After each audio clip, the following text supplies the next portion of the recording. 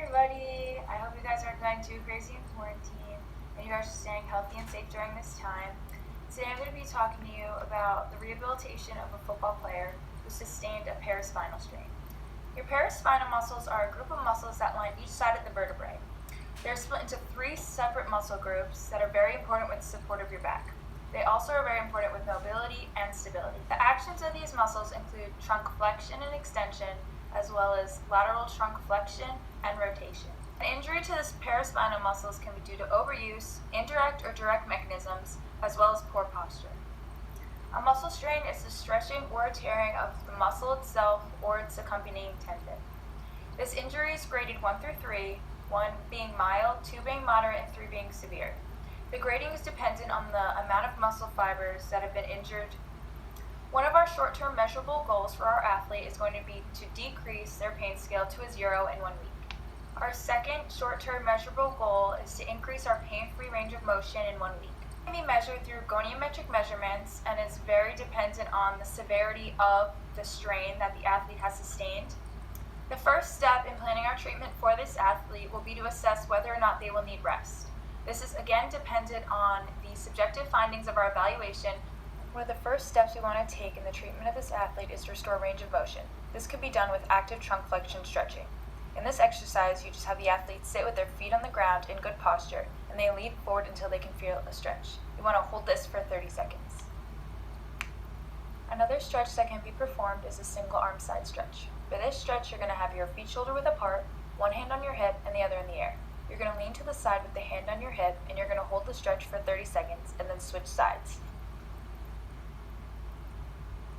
For this stretch, it's important to make sure the athlete maintains good posture. Another exercise that can be used to strengthen the paraspinal muscles as well as the core are dead bugs. It's important to make sure the athlete does not rush this exercise. Research has found that hip bridges are an effective exercise to strengthen the paraspinal muscles as well as the core. To make this exercise harder, you can add weight. Path and eval binders make a really great weight supplement.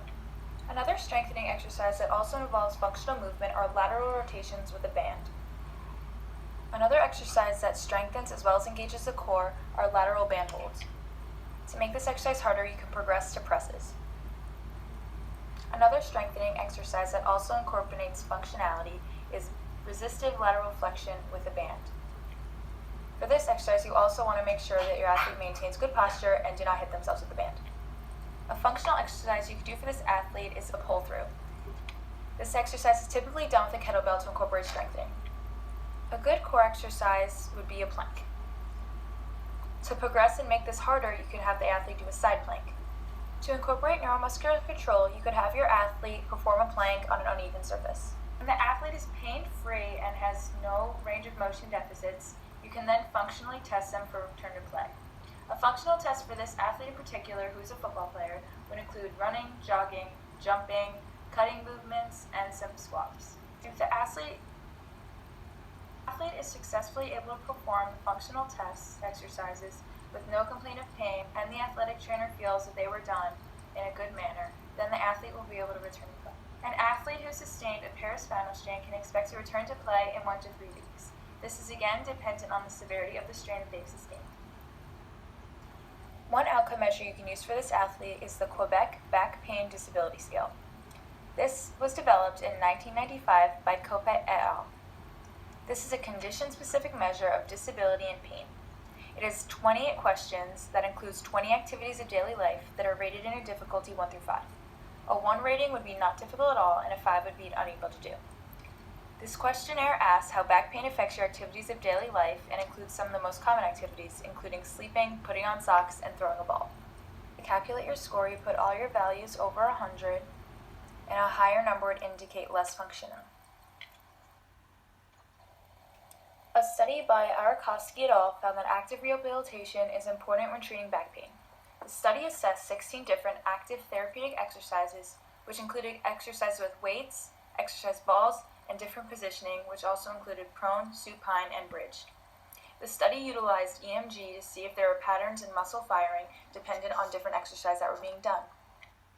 The study found that these active and resistive exercises, including all the ones that I've showed you in this video, were found to successfully activate paraspinal muscle stimulation.